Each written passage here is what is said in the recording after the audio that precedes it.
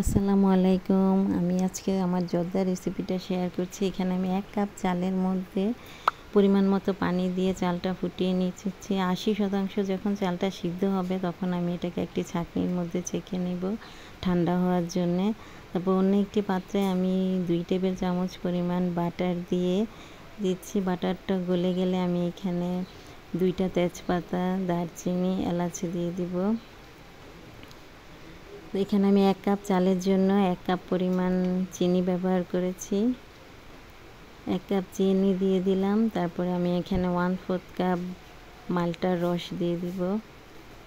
মালটার রসটা দিয়ে চিনিটা যখন গলে যাবে তখন আমি এখানে ঠান্ডা হওয়া চালটা দিয়ে দিব।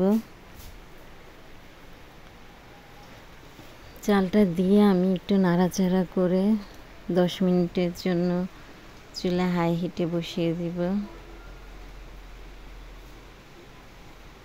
এখন আমি ঢাকনা দিয়ে ঢেকে রাখব।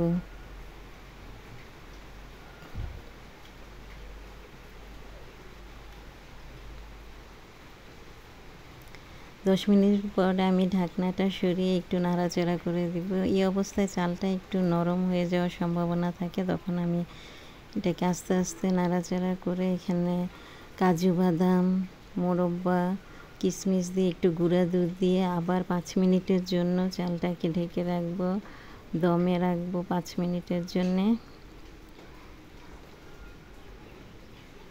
5 মিনিট পরে ঢাকনা সরিয়ে আমি আবার একটু নাড়াচাড়া করে দিব। এই যে আমার জর্দা হয়ে গেছে, পানি শুকিয়ে গেছে।